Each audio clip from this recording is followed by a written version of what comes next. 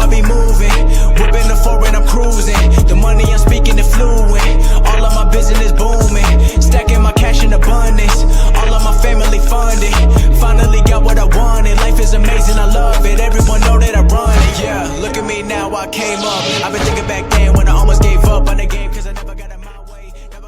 Yo les postos, c'est Sacha, bienvenue dans cette nouvelle vidéo Mercato et Actu Foot. On commence avec la vente de l'OM. Franck McCourt a réaffirmé à la DNCG qu'il n'était pas vendeur. Depuis plusieurs jours, le sujet de la vente de l'Olympique de Marseille est au cœur de l'actualité, et ce depuis les révélations de Mourad Boudjelal, l'ancien patron du rugby club toulonnais. Samedi dernier, le président de la formation phocéenne, Jacques-Henri Hérault, avait en tout cas expliqué en conférence de presse que le club n'était pas à vendre, insuffisant cependant pour stopper les rumeurs de rachat. Et après les déclarations de l'un de ses porte-parole, l'actionnaire majoritaire Franck McCourt est lui aussi sorti du silence. Selon RMC Sport, l'homme d'affaires américain a été entendu par la Direction nationale du contrôle de gestion, dit DNCG, jeudi soir concernant les comptes de l'Olympique de Marseille. L'occasion pour lui d'expliquer que son club n'est pas à vendre. Franck McCourt a ensuite ajouté, toujours selon le média français, qu'il n'a pas échangé un seul instant avec Mourad Boudjelal ou les autres noms associés à un possible rachat du club comme Mohamed Ayashi, Hdouri, donc affaire à suivre, ça va faire du bruit.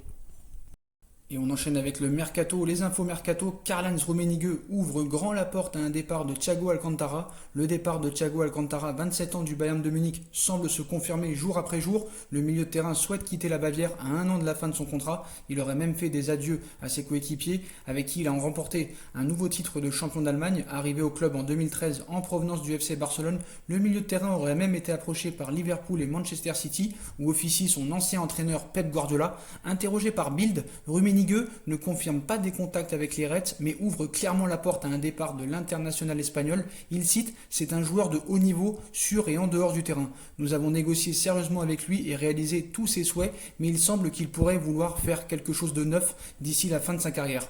Nous n'avons jamais eu de contact avec Liverpool. S'ils veulent le recruter, nous discuterons. Nous ne voulons pas perdre un joueur gratuitement l'année prochaine. Je le dis très clairement. Affaire à suivre.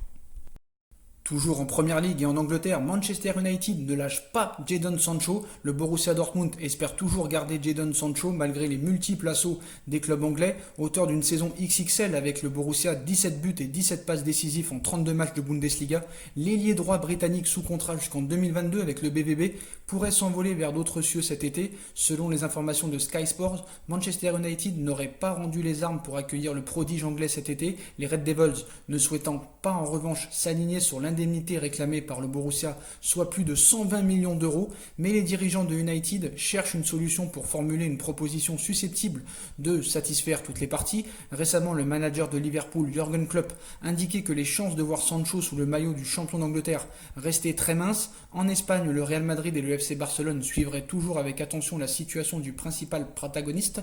En tout cas, c'est sûr que cet été, le dossier Sancho sera l'un des feuilletons de l'été. Et on passe au mercato parisien. Djibril Sidibé proposé pour Paris.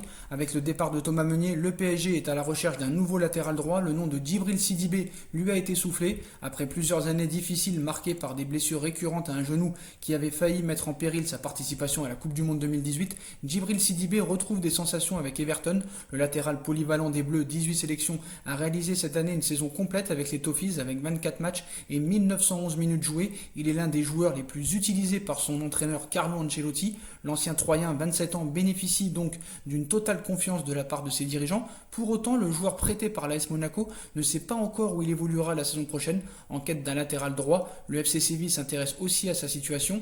Le club espagnol a d'ailleurs déjà sondé l'entourage du champion du monde français. Récemment, Leonardo, en quête d'un latéral droit, a vu un dossier arriver sur son bureau. Selon certaines informations, le tricolore a en effet été proposé aux décideurs parisiens sous contrat jusqu'en juin 2022. Le monégasque dispose d'un bon de sortie de la part de ses dirigeants. Pour l'heure, aucune discussion n'a été entamée. Les monégasques pourraient demander aux alentours de 15 millions d'euros pour le lâcher. À Leonardo de trancher. Et on passe au clash du jour, le PSG attaqué par le Real Madrid pour El Shaddai Bitshiabou.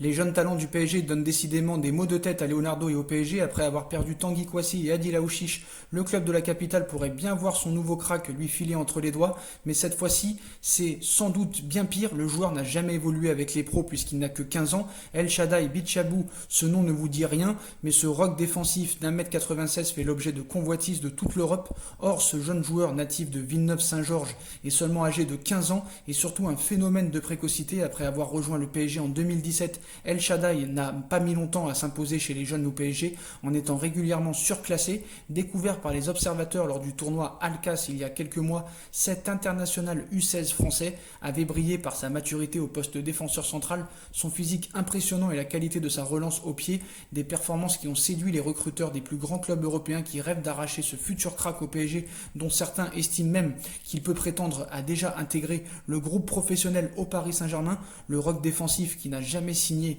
avec son club formateur, qui a repris l'entraînement avec les U19 du PSG, son entourage négocie avec Leonardo, le directeur sportif du club de la capitale, et son adjoint Angelo Castellazzi. La signature d'un contrat aspirant d'1 an assorti d'un contrat professionnel automatique à ses 16 ans malgré son jeune âge et l'incapacité des clubs à le recruter avant ses 16 ans.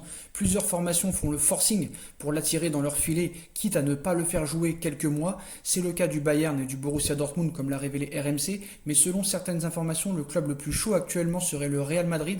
Le club madrilène aurait même une sacrée longueur d'avance pour arracher ce grand talent à Paris. Si rien n'est perdu pour Leonardo et les chiens, El Shaddai, qui est libre depuis le 30 juin, est plus proche d'un départ que de rester à Paris. En cas de départ de ce joueur promis au plus bel avenir, la stratégie globale de la formation des jeunes talents, qui est déjà sacrément ébranlée depuis le départ de Kwasi et Aouchiche, en prendrait vraiment un sacré coup.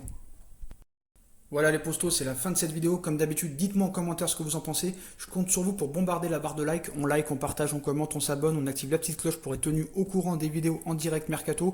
On me suit sur mes différents réseaux sociaux ainsi que sur Utip et sur ma deuxième chaîne YouTube No Feeling.